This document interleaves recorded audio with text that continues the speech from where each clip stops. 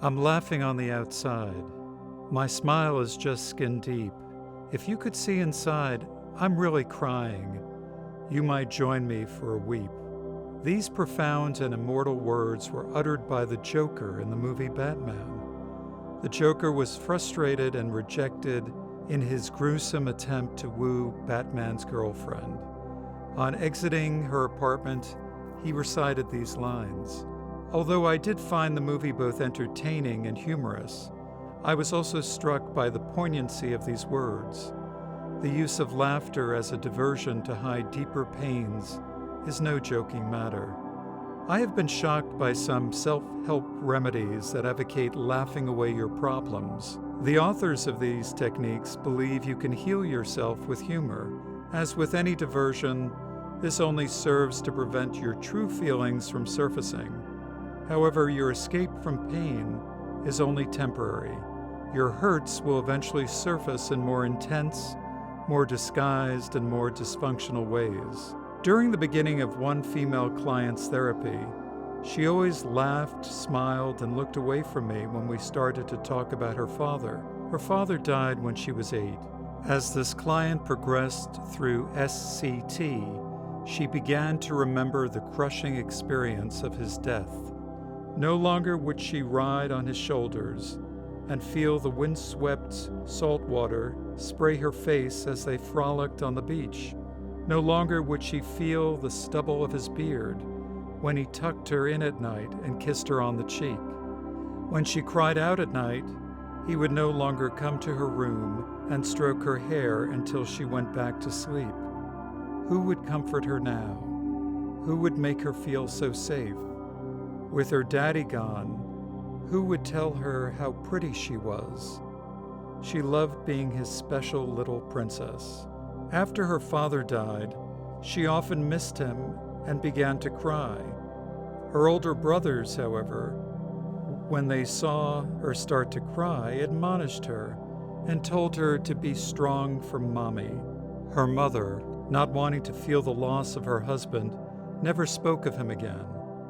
Scolded by her brothers for expressing her feelings and unacknowledged by her mother, she felt alone in her grief. With no one to understand or help her with her anguish, she learned to stuff her pain back down whenever it began to surface. Laughter was one way for her to do this. Some laughed away valuable and intimate relationships. Others tried to hide from past pain and hurt. Our use of beer and laughter developed into alcoholism and drug addiction for some of my brothers. As a student of psychology, I had some realization that we were avoiding our feelings. Still, they remained unexplored and unexpressed. Some time ago, I caught the act of a TV comedian who left me feeling sad. Overweight, his entire act consisted of fat jokes. He described how he needed 2 seats when he went to a movie theater, and how the pilots of planes asked him to move from one side of the plane to the other to adjust the balance. The audience was hysterical, but a deep feeling of sadness enveloped me. I knew he concealed pain beneath his jokes. Sure enough, that very same week, this comedian was interviewed on a talk show. He spoke of how his father abandoned his family for alcohol and other women. He spoke of how he spent most of his life trying to use humor and laughter to avoid dealing with the desertion of his father.